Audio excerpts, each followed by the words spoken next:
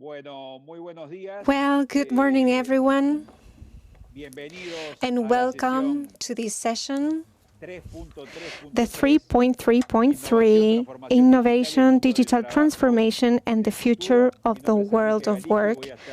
My name is Enrique Galicio, and I will be contributing with the moderation of this very interesting panel.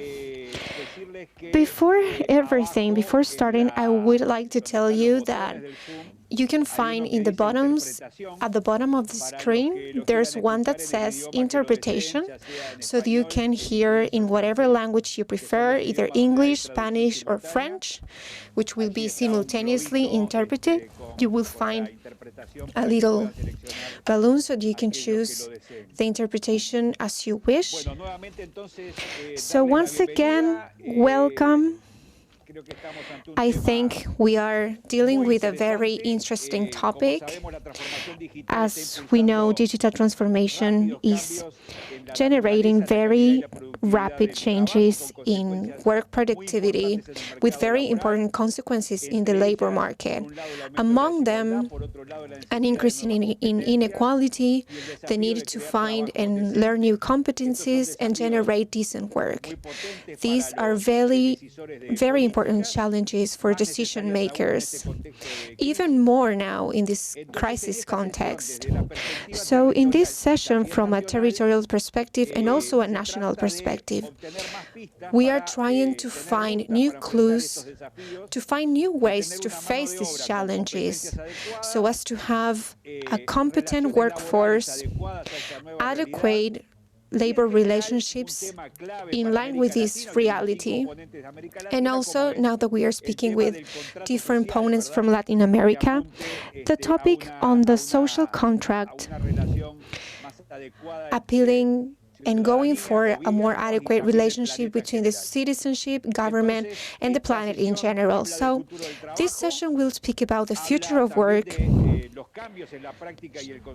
changes in practices and the concept of work, how new technologies are changing the availability of different work forms, such as decolonization, among others. So basically, we want to share an analysis and possible solutions to these problems having to do with digitalization and the role of work in the territories at a local level. So how we will stand before this issue, how to increase human competence, increase employment, and generate employment having social stability and protection. And in general terms, what other ways do we have to generate work, to make business, and how to improve the experience of workers in this type of situation? For this, we have a very complete panel, a very rich one, with different 5 speakers from different countries in Latin America. We will handle the session in the following way. Each speaker will have a maximum of 10 minutes, and I'm sorry about that, but I will be very strict. You will only have 10 minutes for each presentation. I think most of you will have a PowerPoint presentation, but it's up to each of you. We will receive your questions through the chat. I will have the help of my great friend Roberto Di Meglio from Turin, who has great experience and works with the ILO in these subjects that we are dealing with today. And then we will give you back the floor to all the different speakers so that you can react and respond to the different questions. So I will ask you to be very punctual with the time, because every conference and presentation is scheduled. And before I give you the floor, I wanted to say that in some of the previous conferences that we have with other speakers, you will be participating and seeing different issues and questions that emerge with the different presentations. So it will be better if we, instead of repeating the same context, the same concepts, we can enrich the content of the different sessions that we are dealing with each of your interventions. So if you are ready, we can start from Chile with Fernando Verdugo, who we are very pleased to have with us. He's a rural teacher. He's the popular representative in the Council of Regional Government of O'Higgins. He was the Chancellor of the National Association of Regional Councillors of Chile, and he also dealt with a lot of intelligent, smart projects in rural areas. We are very excited to hear you. Thank you very much. I greet everyone, not only the people participating, but also connected in the network. I won't waste more time. I go directly to what I have prepared as a presentation. I'll talk about the future work, apart from the centralism, the experience that we had at O'Higgins.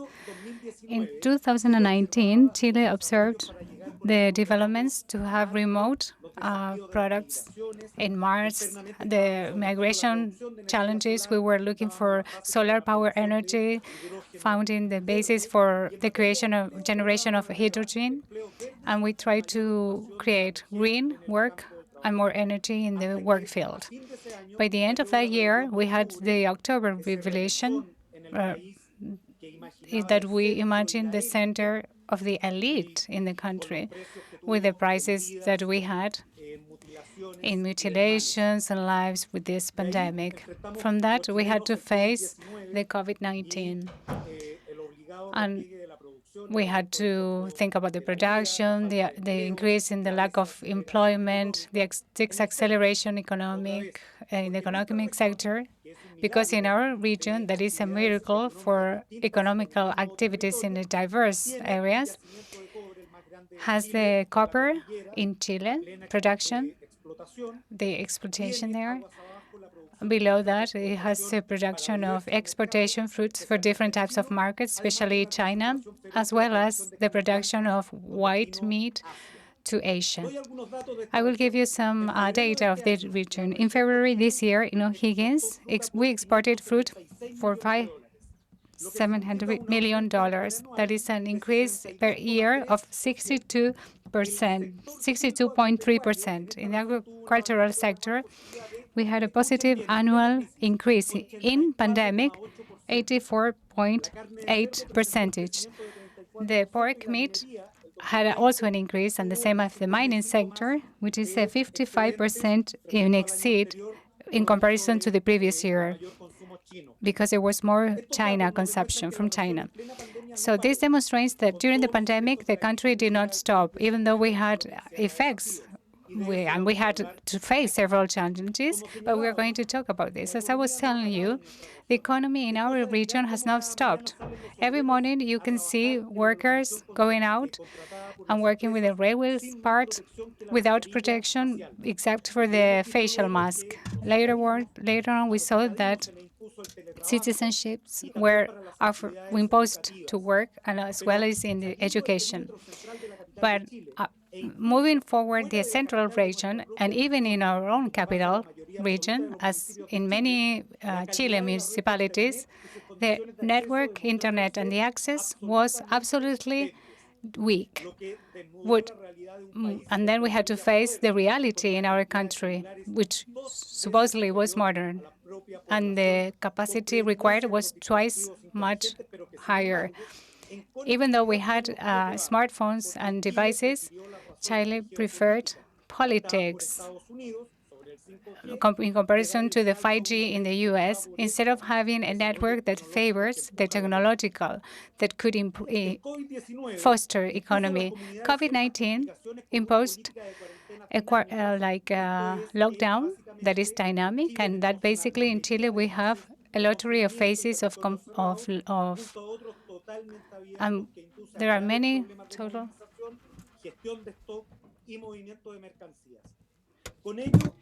This, which started to overflow the formal channels of logical distribution, such as DHL, for example, and we had different entrepreneurships challenging in both cost and quality traditional services. And this created different logistical hubs and created a vast variety of media. And this helped to have different services such as feminist transport, ecological transport, only motorbikes, only bikes, just to give you an example, because definitely the future of employment is green employment, even if there was some difficulty to coordinate this with clean energies. We have had different examples of this in communication with society, which also aggregated value. And this should be an element promoting cultural transformation, implying for companies a way to develop themselves, a way to find new ways, and find ways to achieve the sustainable development goals.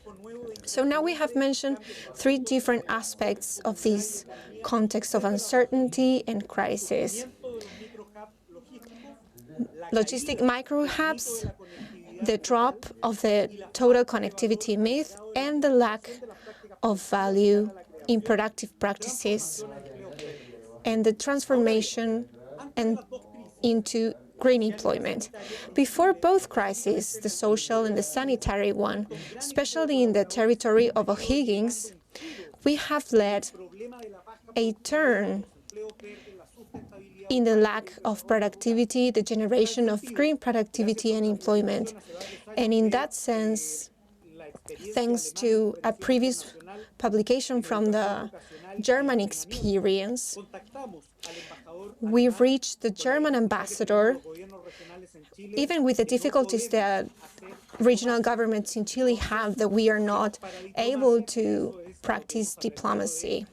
So we have just applied what we learned from the Organization of Regional Governments.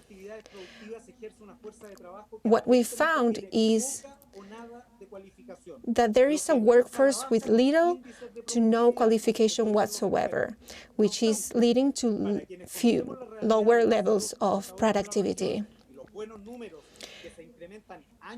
And increases in numbers in the region that are improving every year also include some data indicating the negation of returns.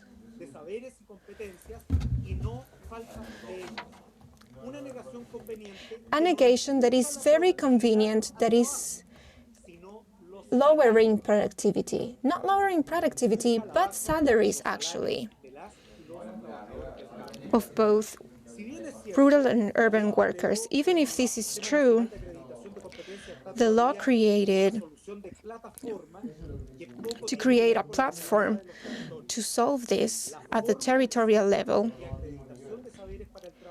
The formalization and accreditation of knowledge for this type of workforce, such as the one that is imparted in Austrian and German contexts.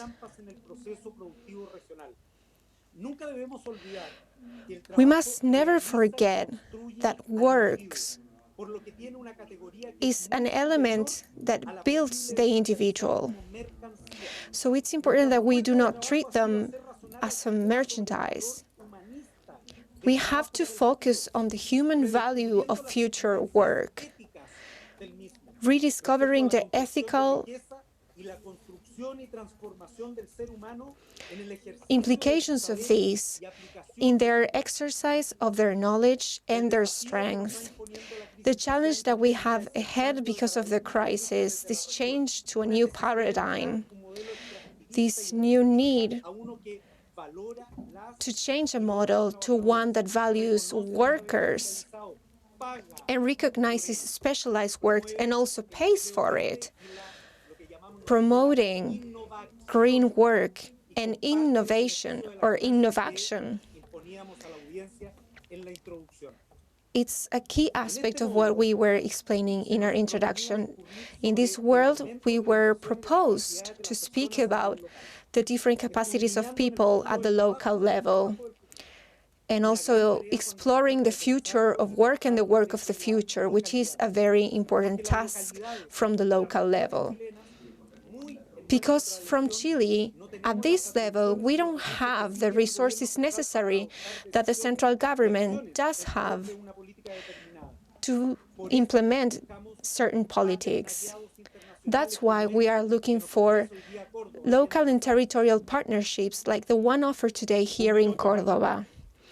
You have only 1 minute, Fernando.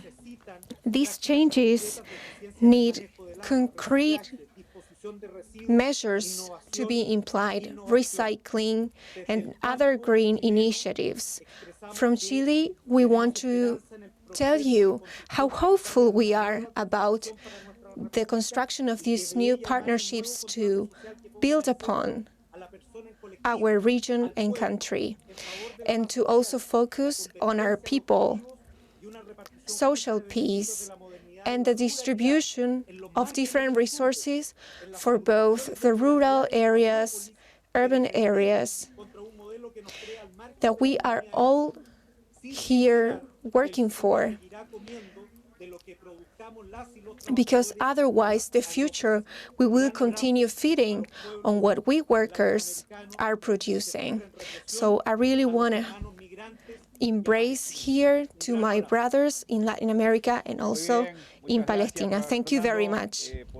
Thank you very much, Fernando, for this quite complete presentation of exactly 10 minutes. We want to thank you, and of course I think this will give a lot to talk about, everything that you just spoke about. To everyone who's having issues with the interpretation in English, there's a problem with the software which is being solved, and we hope that in the next interventions this is improved. Now we will give you the floor to Marcelo Bechara. Marcelo is from Córdoba. It's one of our locals.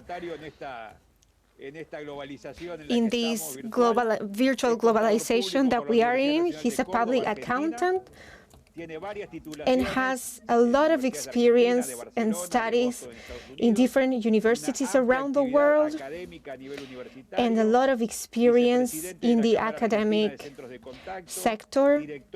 He's the vice president of the Contact Center Association in Córdoba, and he's also miembro del Consejo Consultivo del Régimen de Promoción de la Economía del Conocimiento de la provincia de Córdoba. En 2020 fue nominado por La Voz del Interior como una de las In 2020, he was nominated by our local newspaper for being a referent in gender equality, and he also presents every year the award for environmental. Marcelo, it's a pleasure. You have the floor for the next 10 minutes. Thank you very much, Enrique. Thank you all. Welcome from Córdoba. And we greet you very friendly, in a friendly way. We are living a challenge that represents, in a global way, in multiple way, challenges, not only for the digital transformation, this concept of convergence of technologies that work in the biological world, in the digital world, and also the physical area, but also for this COVID situation that alters permanently the environment in which we are living.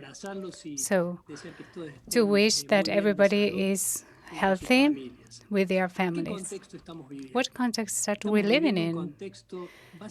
It's basically characterized by four things to share. First place, the famous Bika world that everybody knows, that is volatile, uncertain, complex, and ambiguous. But I don't want to think about only the characterization of this context, but additionally to see what behaviors people and companies must provide.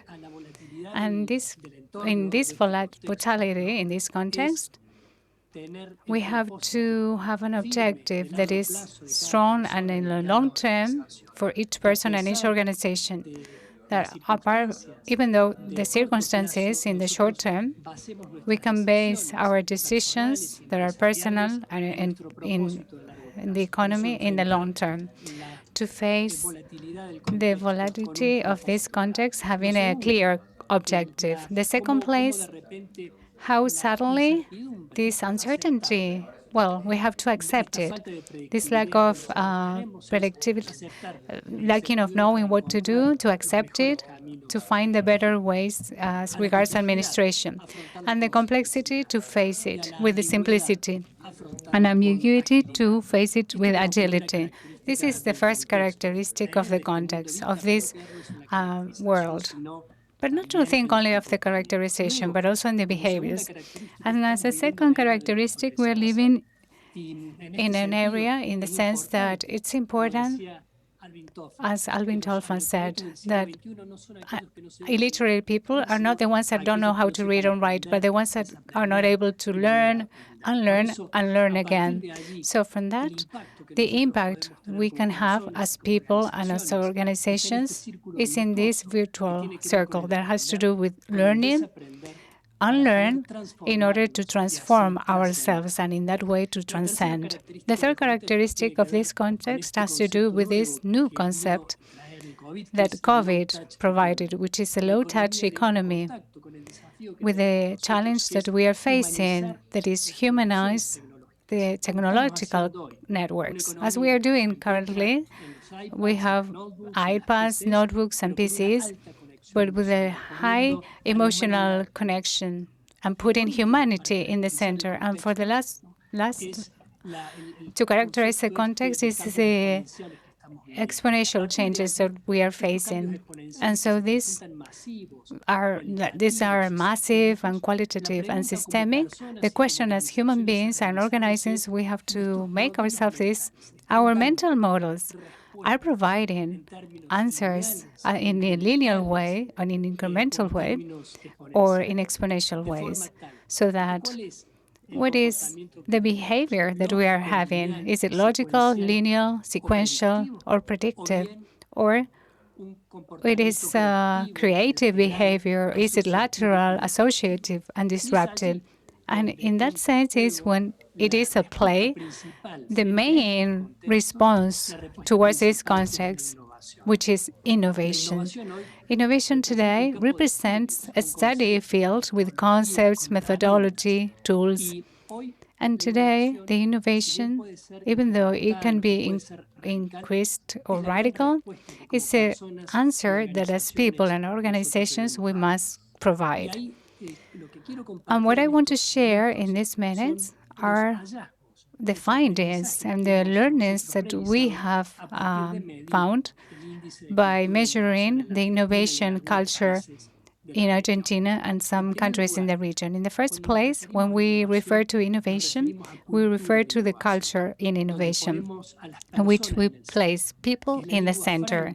That is the lingua that all organizations speak, the language that we speak, in order to know what is to innovate, why innovate, and to what. And why this innovation culture is presented as the main and unique proposal of value of the organizations, because it can be copied by the products and the services, but not our innovation culture. That's why to promote and highlight the innovation to generate entrepreneurs in our companies is key at the time of providing answers to the situation we're facing, but also reconfiguring our business models in order to reinvent ourselves. And then leadership, this leadership that fosters the commitment to innovate, to to ignite this passion, to be an example. That has to be a 3D leadership that takes a responsibility, initiative, and mainly that it is a very humble leadership. In the third place, the management model. The big strategies have converted themselves into small, dynamic, and flexible tactics that are validated in time. And from that, the administrative model and operation that has to do with the agile model in order to accelerate the necessary changes in our organizations. And then the new competencies, where you have a lot of material, but I take only two meta competencies that are important, which are cognitive flexibility and resilience, that implies this altered order that was provided by the pandemic. The organization design, we are getting aware of the model based in two arms. That is, one arm based on the operation, focusing on efficiency, and the other focusing on innovation in a way so as to explore new paths and new answers to the same things, the same how and the new hows, to generate interdisciplinary teams in our organizations in which the diversity value can be provide valued, where there is a connection between the challenges as organizations are facing and what the objectives we declare and define. And then the competency importance. We have we know that the language can be generative or restrictive when we think about our horizon, our capacities of action. And of course, innovation. The language is action, and the action generates being.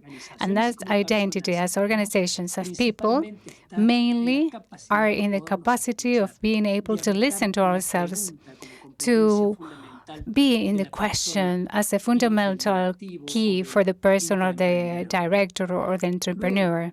And then to have this concept of going towards the objective, to make it relevant in the long-term objective, as I was telling you about before, in such a way that all the decisions that we make as an organization are based on that objective in the long term.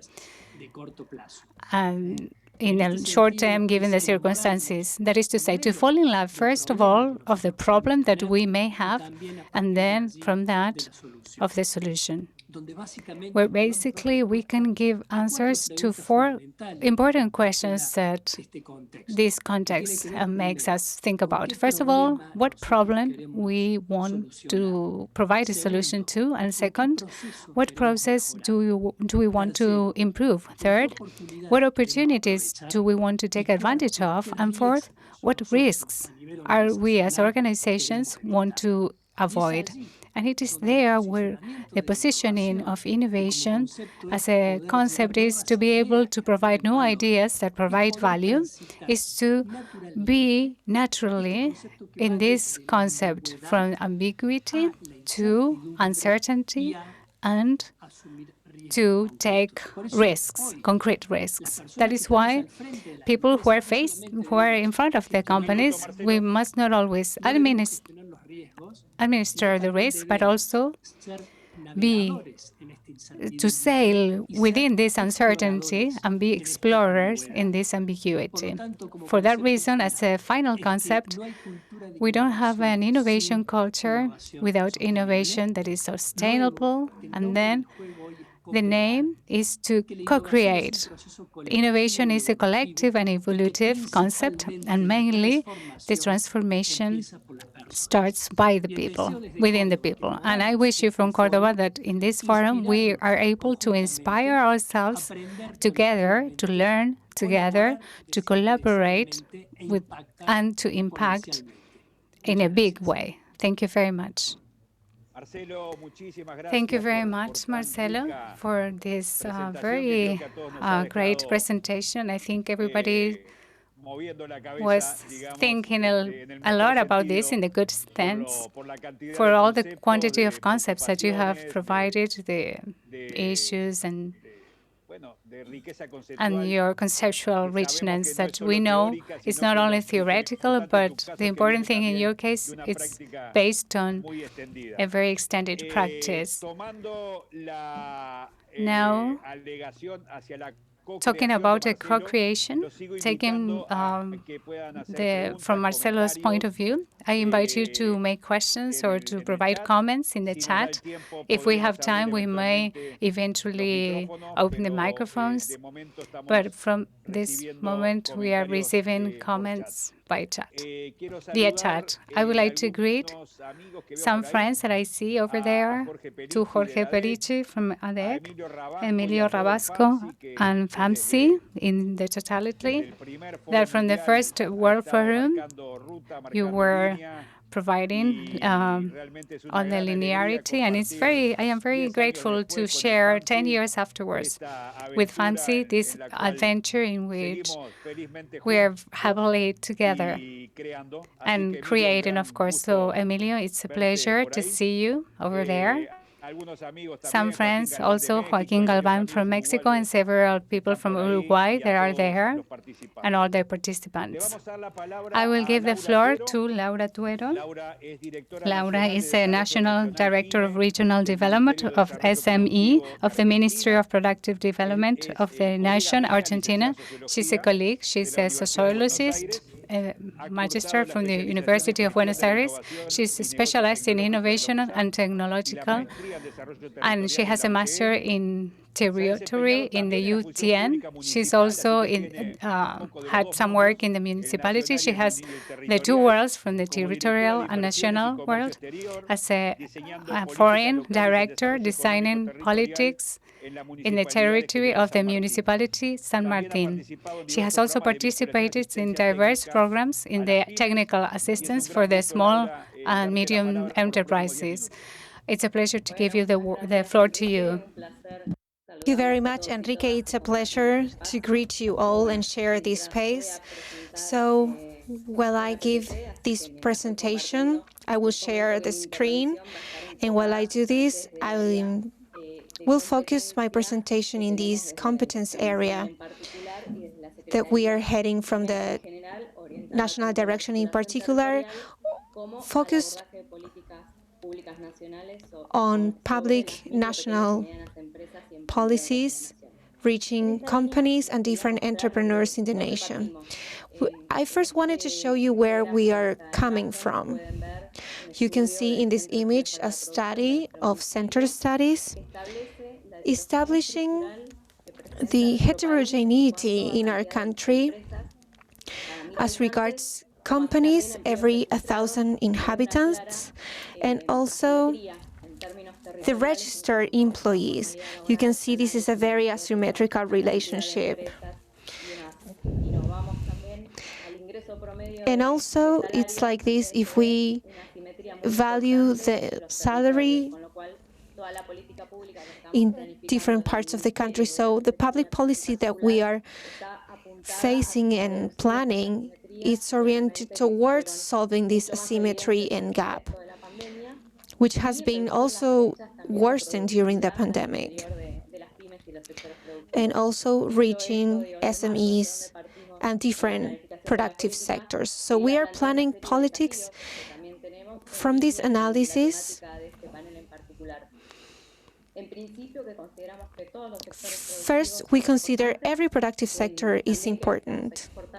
We also need to increase our exports because of the currency returns, but also because it promotes the competitivity of our production. So in this line, the challenge to reduce this asymmetry is key. At the regional level, within provinces, also we need to be able to reduce productivity gaps in the different levels, gender gaps, income gaps, which have also been worsened during the pandemic. And for that, we also need to reinforce the offer of qualified workers have greater proximity from public policy to its beneficiaries.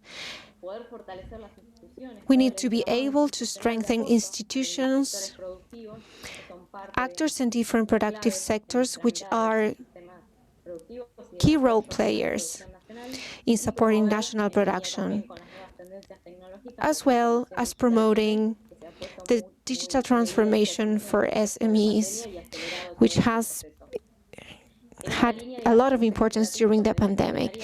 In this line, our strategies are focused towards financial inclusion, regional development, improving productivity, improving SMEs development, and always around these politics while taking care of our new gender perspectives that we need to take into account.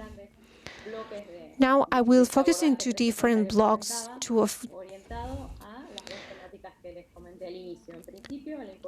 face these two blocks and different perspectives that I was speaking about. In this line, we are trying to apply different public policies with universities, technological service centers, which are key, company centers, local development agencies, as well as different partnerships, groups, and clusters of companies. In this line, a great policy that we started is a strategy to strengthen support institutions within the territory. On the one hand, we are creating SME centers, not only for them to be agents that can spread our strategies and measures, but also so that they can work together with different knowledge resources and different tools that can be made available to the public, so as to accompany and support different small and medium-sized companies in conjunction with national universities. And a different line that we are also working in is institutional support for local development agencies and different centers that also support SMEs. So we applied non-refundable assets for them in order to support their different projects and initiatives, as long as they were, of course, linked with the priority value chain aspects that we were and that we wanted mainly to focus on in order to reduce the same asymmetries that I was mentioning at the beginning of my presentation.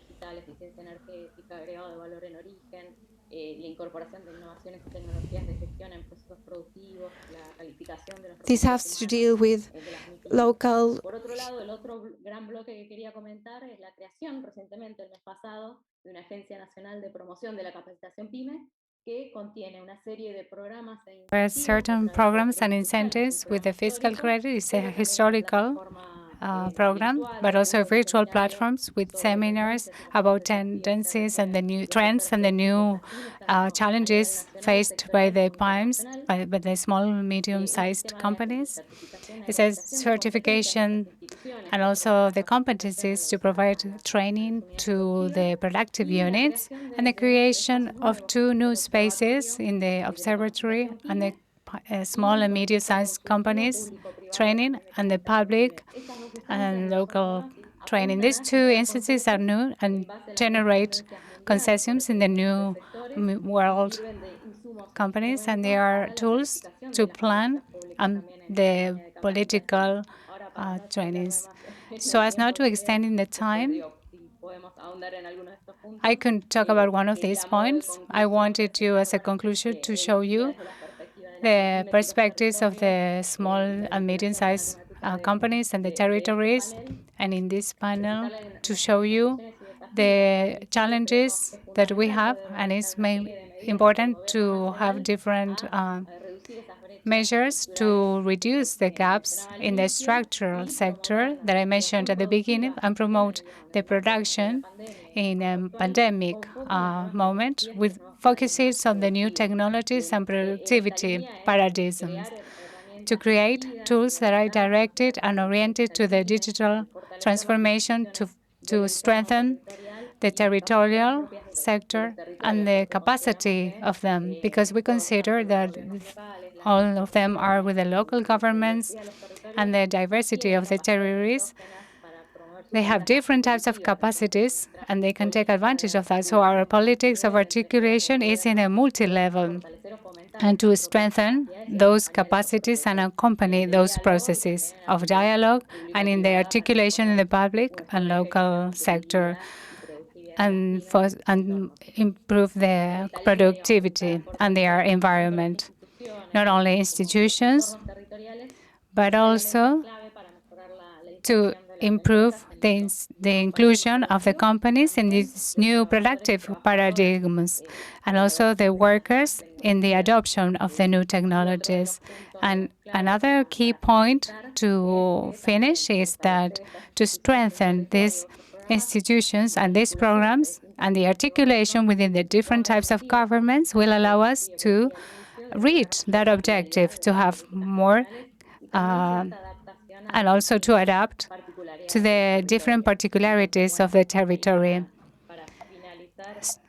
This is to sum up. These are the topics I wanted to comment on. I'm sorry if I have extended my presentation on the time.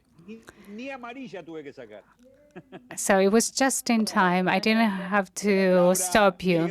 Laura, thank you very much. It was a very interesting national politics towards the territory, having a territorial approach and applied to the small and medium-sized companies and the competencies.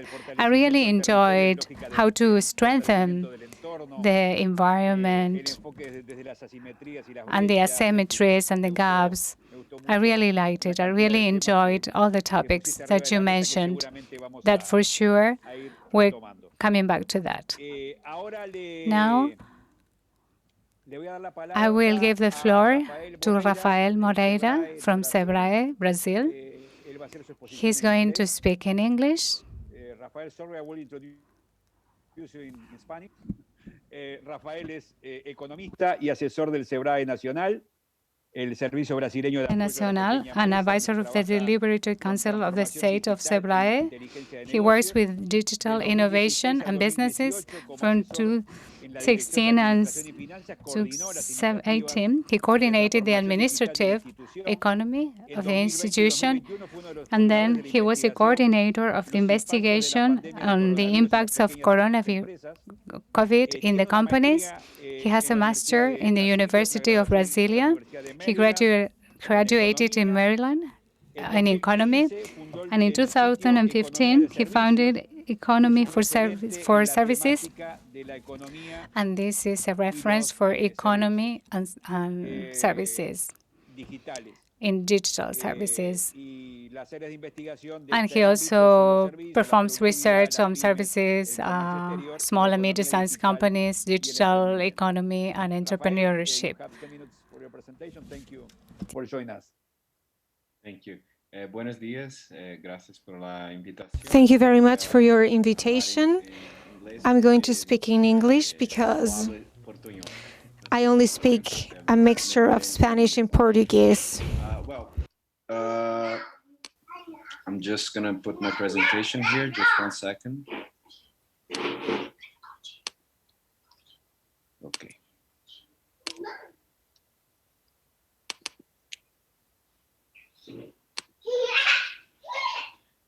Can you see my screen? Oh. No? Yes, it's okay. Okay. Oh. And your kids too are there. Yeah, I'm sorry. I have a 2-year-old baby here. Yeah, no problem. Yes, it's okay, your presentation. Perfect. Okay. So to understand the digital revolution, we need to understand the service economy. So why services matter in this discussion? Because we're talking about structural transformation.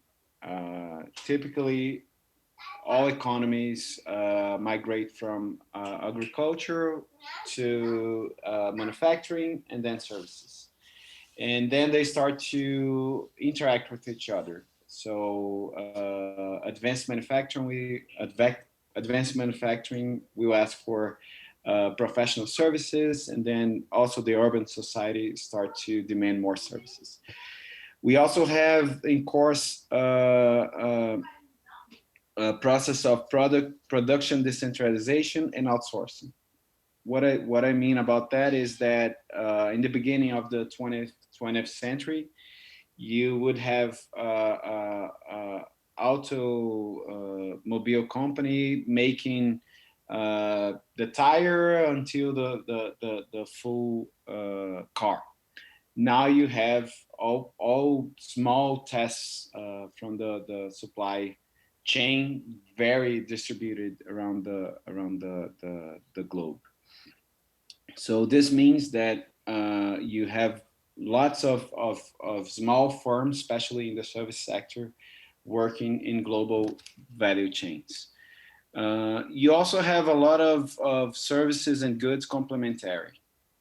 So now it's very difficult to separate what is a service and what is a good. Think about smartphones, for example.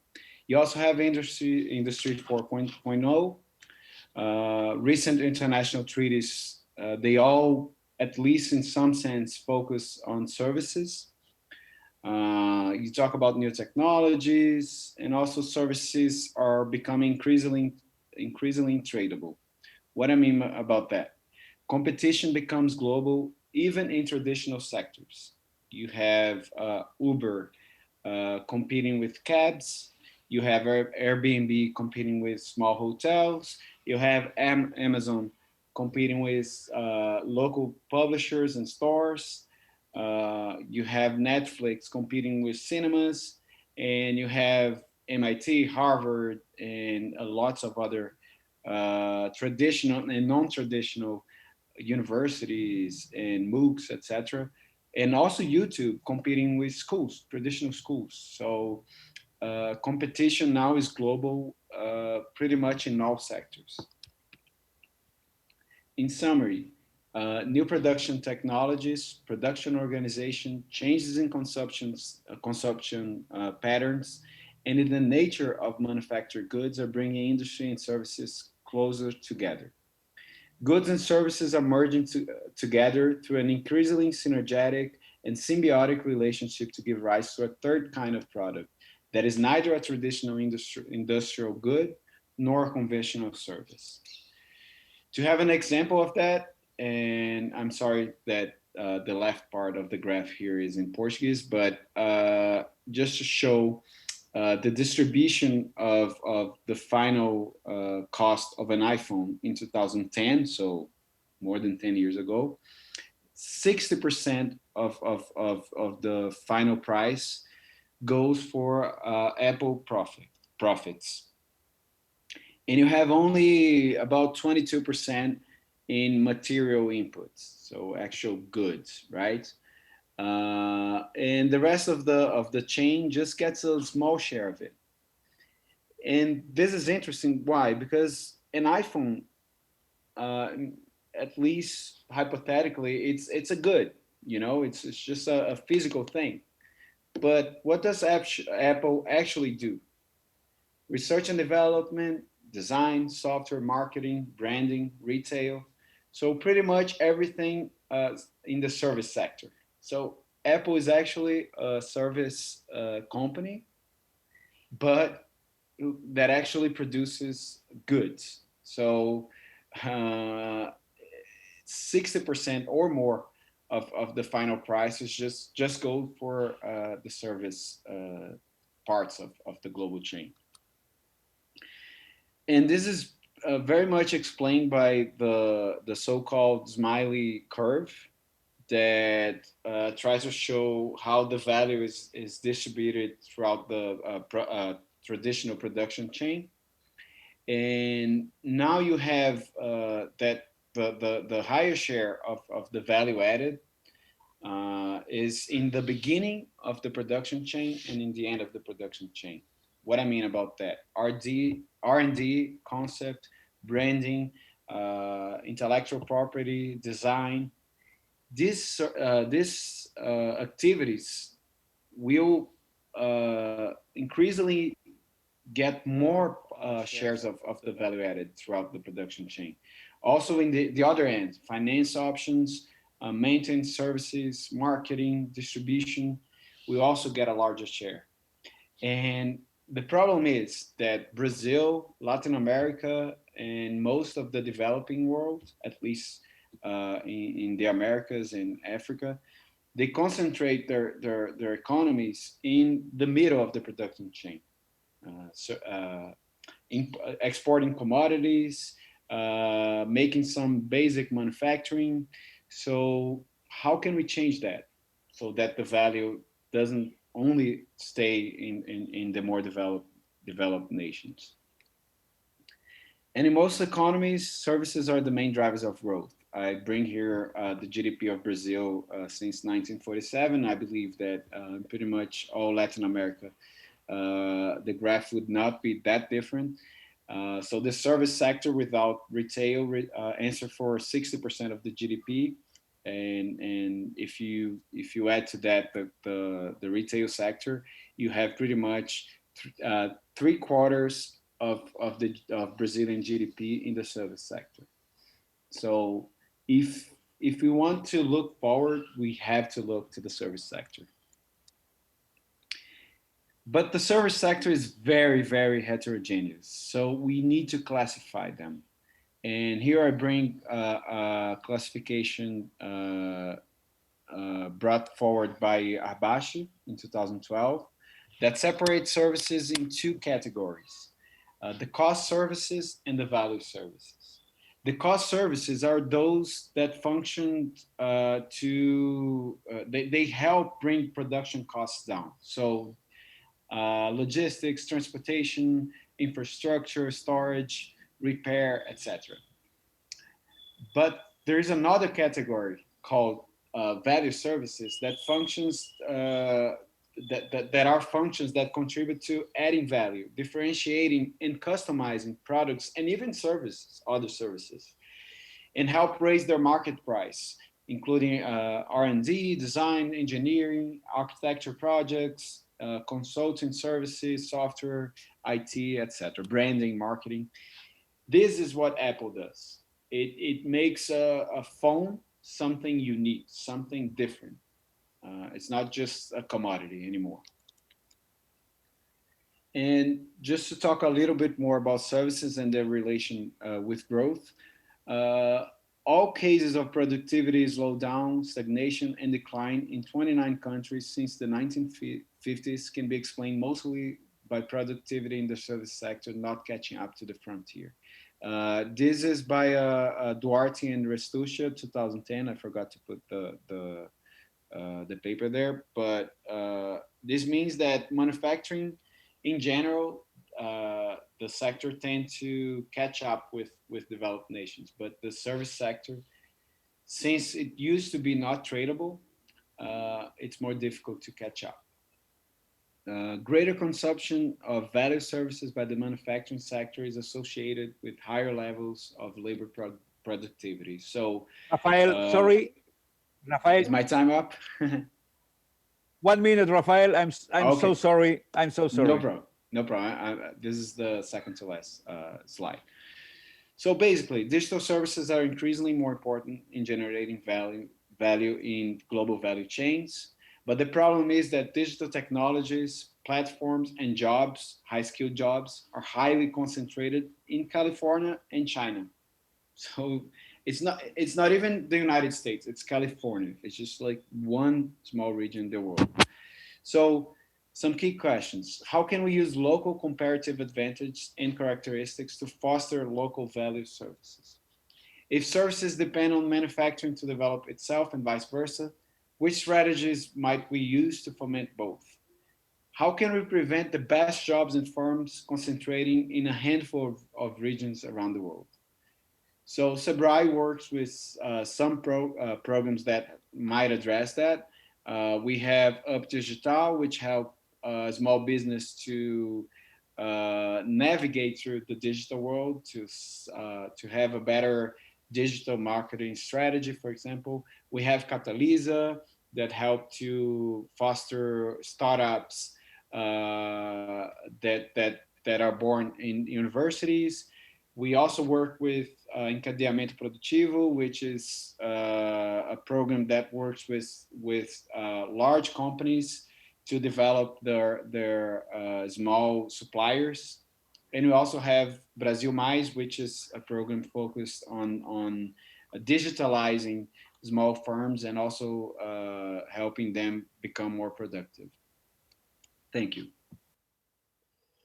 Obrigado, Rafael. Una gran presentación que creo que suma. A great presentation that it's adding a lot about this and enriches really the previous presentations we shared and focuses in many of the crucial aspects for today's economy, which is linked with small enterprises, employment, and the different problems that Rafael has here explained and that we can also take a lot of advantage of in the following minutes. We have some questions already in the chat about some conceptual aspects that we will share after all the presentations. We have also some questions about the PowerPoint presentations that are being answered in the chat and will also be in the session forum, and also you will be able to see the full record of the session on the forum's website. This is even, Juliano has made a greater job than me in responding all these questions, so you can check the chat. I will give now the floor to Juan Carlos Parada. Juan Carlos works in the counseling for the Bogotá municipality. He's a lawyer, specialist in public rights. He has a master in telecommunications and ICT, and he has been working for more than 10 years as an advisor in telecommunication and design and implementation of public policies and ICT. He's also is an author of the current code and has also been working in this regard in Bogotá. We'll give you the floor, Juan Carlos, and we thank you very much for your minutes. Thank you very much, Enrique, for your presentation. I hope you can hear me well. I will be showing you my PowerPoint that I prepared for the presentation.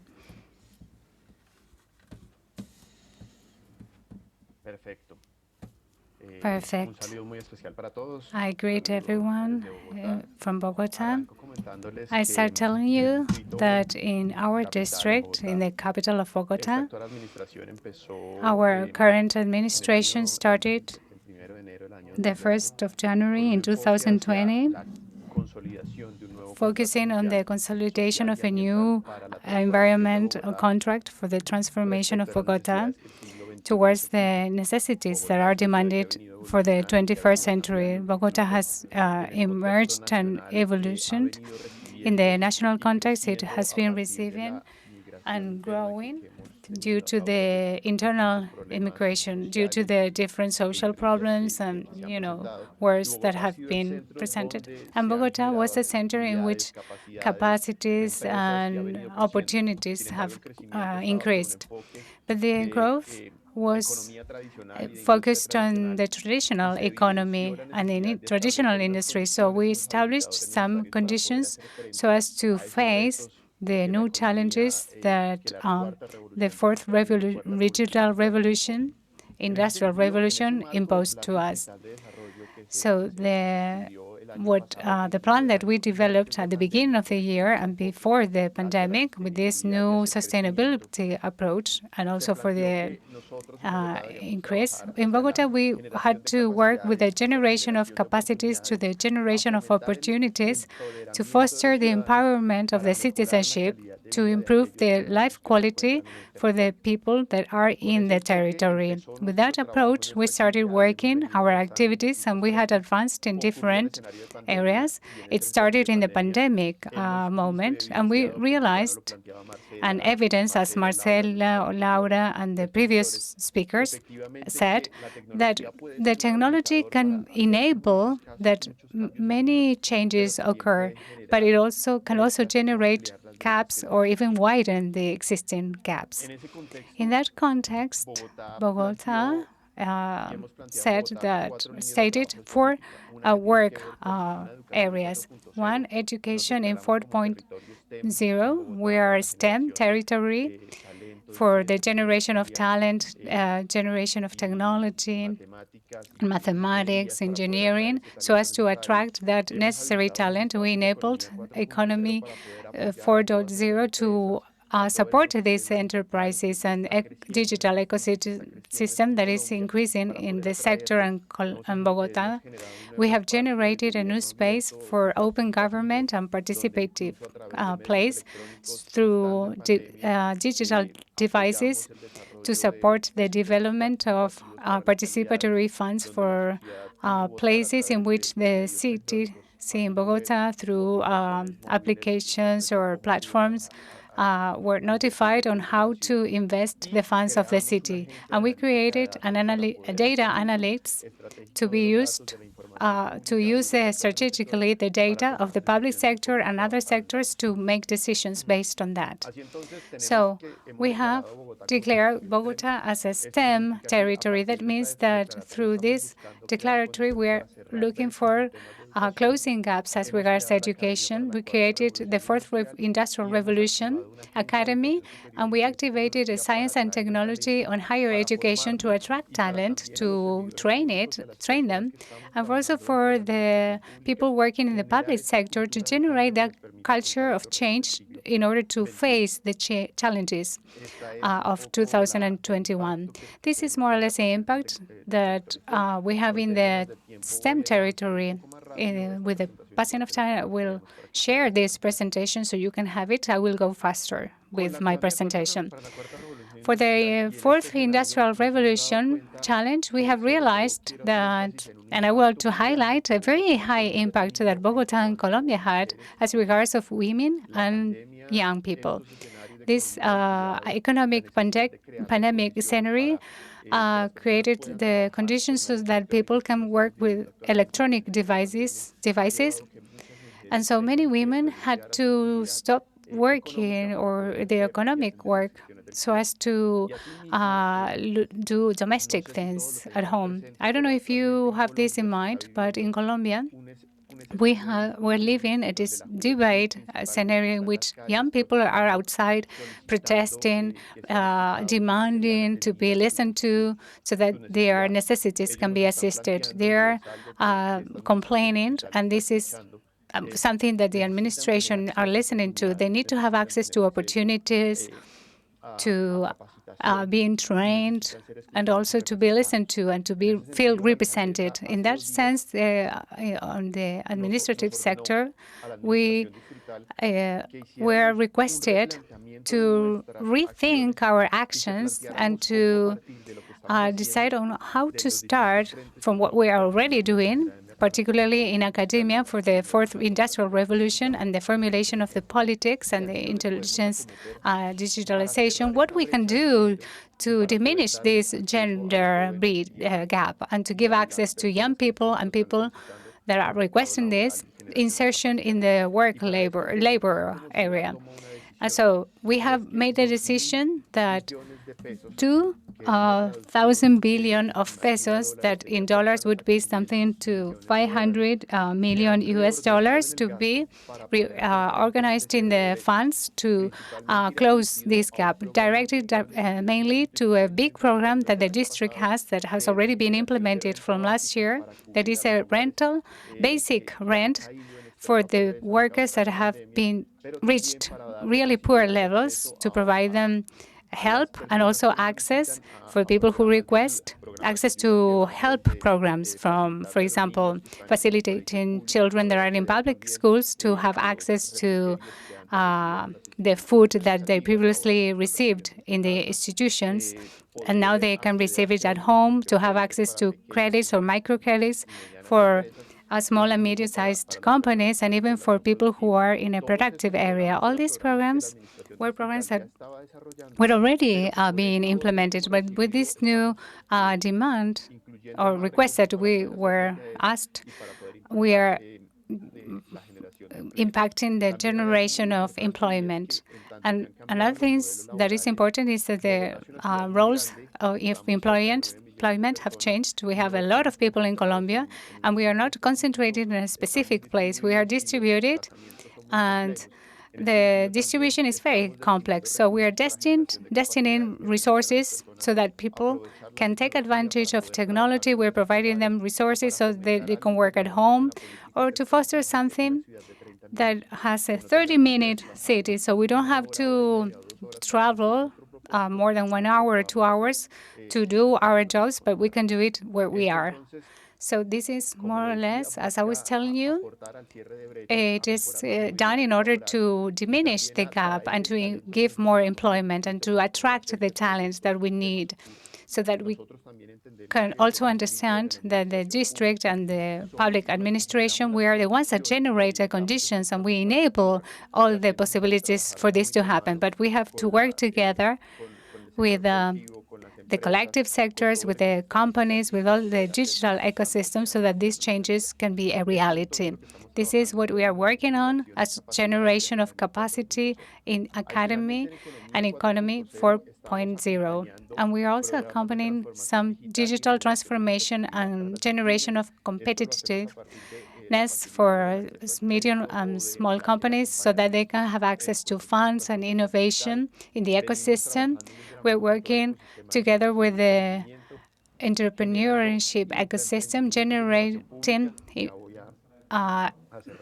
work in the public sector, and also supporting all the change that has to do with the paradigms with respect to how to provide capacity, so that in Bogota we have this as a reality. We're also working with on open platforms, participating and co-creating with the citizenship, so that we can identify the city problems and working together and give solutions to this. We also have some transformational agencies in which you have all the projects that are planned within our development program. And with the use of technology, we can create conditions and generate that paradigm change and improve the quality of life in the territory, as I told you at the beginning. And lastly, I would like to tell you that we had the creation of a descriptive analytics.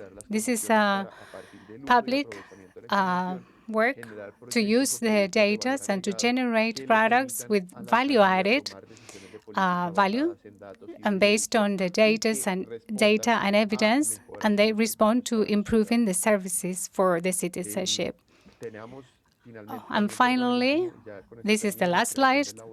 We have the creation of a lab that seeks to create and enable the cultural change within the administration sector, and to focus on reaching the sector in the interior of our administrations, to work and generate conditions that enable these transformations in the sector. And with this, I finish. Thank you very much, Enrique, and everyone.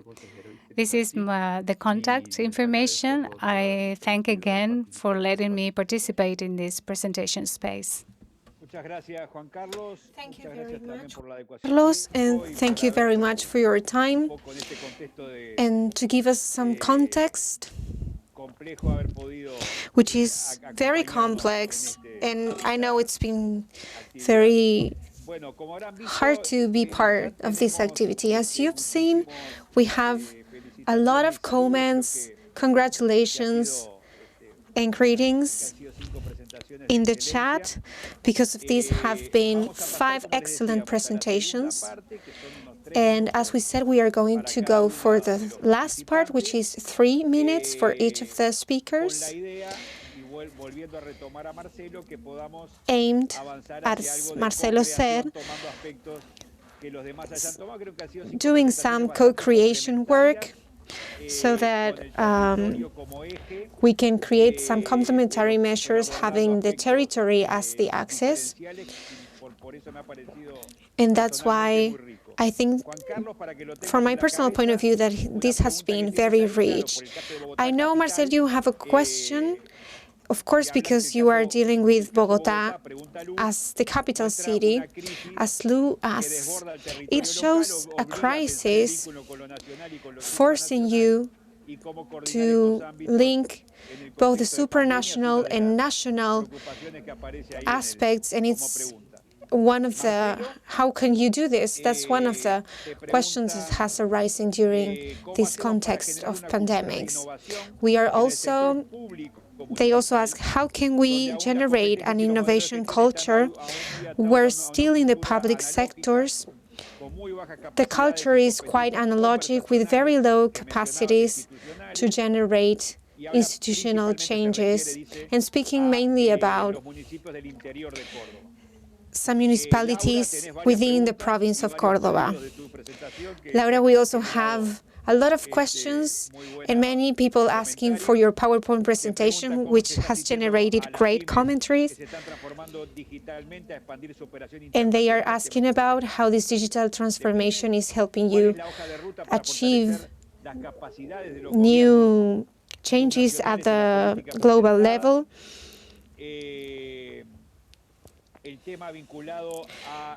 And also the topic linked with the absence of qualified workers and also workers specialized in the required competencies. The question is a collection of data being made about this, especially from the University of Córdoba? These are some of the questions that we are having in the chat. We have about 2 minutes to respond these questions for each of our speakers. And I am very sorry, but this is what we have to work with. And I will give the floor to Fernando from Chile. Fernando Verdugo. Well, when Fernando gets connected, Marcelo, I see that you are ready. Yes, thank you very much, Enrique and Gabriela, for your question. It's a pleasure to see you here. So to give you a final reflection and respond to your question, as regards the cultural innovation, we need to be certain that this culture is the adequate dynamic to be able to transform the systems where we are, where we belong, actually. It's not an easy matter. We need to distinguish what is that we want, which is achieved by clear observation. I mean, understanding what the challenges are, how to experiment this and materialize solutions. We need to create a program and solution. So the project starts and finishes, but innovation never ends. It's a process, a technological process that can give us a possibility to have different digitalized solutions that never end evolving. Then we have different actions and communities where we have to distinguish between learning and knowing something. When you know something, it's for a moment, but when you learn something, we are applying that knowledge so as to boost our learnings about this. Curiosity, empathic listening, collaboration are all key aspects. And then finally, practicing, taking this to the practical level. It's by exploring, materializing. And then we have to think big and generate rapid results. I think this is a very important concept. As Ernesto Sabato said, the triple axis, a convergence between the public sector, the private sector, and the academy. And finally, the emotional design that we need to have, having instant hope, a lot of encouragement, a positive attitude, and put our hands to work with a lot of productivity. Great, Marcelo. Thank you very much. You also leave us thinking about everything you say. That's great, and that's the objective of these activities. Fernando, we will give you the word for your last intervention. You have a couple minutes. Thank you very much, Enrique. Just to confirm 2 or 3 things that I said before. The future work has to have ethics and epic. The possibility of constructing the men and the women in the work has to be in the center of the debate. Then local knowledge as a generator of innovation. We in the regional sector, we have a fund for competitiveness. Per project, we have $300,000, and for university, for innovation and competitiveness, we have talked and debated this with people in the different territories so that the innovations speak up to the people, create for people. And they are not only the innovation project for the university thinking about the territories, to be an expression of the territory necessity of the people, that the territory is not the landscape, it's the people. That's what I wanted to add.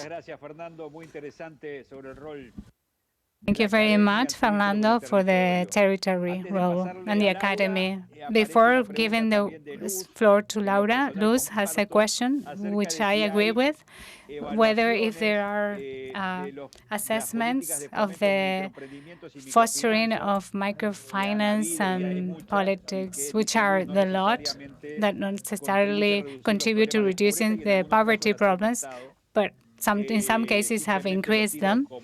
I just tell you this as a topic to bear in mind if someone wants to talk about this.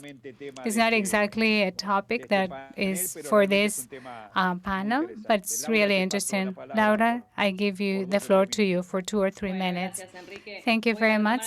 I will talk about some of the questions. I didn't have so much time to talk about all the integral politics as regards the topic, but as our digital transformation, we have a politics and a program that includes training and technical assistance and fundings, specifically for the digital transformation with some funds from the Secretary, which is a productive in the national sector, and has some percentage of guarantee. And it has a federal plan for small and medium-sized companies that includes all these aspects. So I passed you the webpage so you can search and investigate more on the proposals. And then the roadmap to strengthen the national government. We established some instances, the council as a law, national law. We have a meeting with all the ministers from all the productive areas in the provinces, and also we fostered from last year, during the pandemic, regional forums in which the government, national and subnational, and the provinces have space to debate problems inherent to the productive sector and the new challenges according to the realities of each region. And in that line, we are working articulating with the local governments, which is another of the questions that I received. In several lines, we're working, for example, training, and we will receive plans or strategic training plans, which will be accompanied with funds and with the agency I mentioned before. And we also have a dialogue and a permanent link with the importance of dialogue and agree and be in accordance, not for the cultural innovation, but also to face these challenges, to articulate the public and the national and the private sector. So we have several of those lines. I don't know if I have a little bit of time. 15 seconds. We have workers. We work in the interventions in the productive sectors, but also we have the work ministry, and we are articulating together with them, and you will have access to all that information in the web page. Thank you very much, Laura. Fortunately, we will leave wanting to listen more to you because you had a lot richness material that you have talked about. And now let's go to Rafael Moreira. While he is connected, I will go to Juan Carlos from Bogotá. Perfect, Enrique, thank you. About the necessity of understanding that these actions can not only be faced from the local area, you have to articulate them with the national government, also with any other actions from any other sceneries. In Bogotá, we advanced a lot as regards linking the municipalities and the ones that are close to our territory. We are not divided as Buenos Aires, in which you also have organizations in the big area of Buenos Aires. We are working with the metropolitan area so that we can link and coordinate with the different satellite municipes that are surrounding our city, and that also provide and offer opportunities that are very important for the development and the generation of employment. I apologize for this pandemic scenery, for the background noise. My daughter is here with me. Particularly, I want to articulate this with the national government, the local government, and the municipalities that surround us. And additionally, to be able to participate in these sceneries in which we learn from good practices and international experiences that can enrich our actions. And especially as regards the concrete actions that we had advanced in the districts to face this is that, apart from the creation of the metropolitan group, is within the digital development that we have to focus on the regional sector. We must involve all the municipalities, and we must facilitate the access and the generation of opportunities that not only allow citizenships from Bogotá, but from all other sectors. Additionally, in a coordination with the national government, one of the critical points that we have been working with is to facilitate the employment access for people either from Bogotá or the nation have been training. For example, last year, the nation made a really effort to train almost 2,000 people on data. And those scientists were trained with the nation funds. And in Bogotá, in the public and private sectors, we are looking on how to facilitate the access for those people who were trained. Thank you very much. Thank you again. Thank you for having participated in the very last minute and a very complete presentation. Rafael, you have 2 minutes. Tienes. Sorry for you called me before I couldn't answer. First of all, it's a pleasure to be here. Just want to thank you once again for inviting Sebrae. It's a pleasure to be here. I think we're talking about a global challenge that needs local coordination. So it's really we have to to work for digitalizing small entrepreneurs, small businesses, but that is not enough. To digitalize is just the first step. We need to think ways of making sure that small firms can differentiate themselves in this digital world. Otherwise, you'll just be competing with price, and it's almost impossible to compete with price with a large retailer such as Amazon or any other. So if we need to think ways of working with local, what makes us distinct in the local sense, that can then make us have a greater share of the value added in the global chains. So it's a very challenging time, but I think we can do it.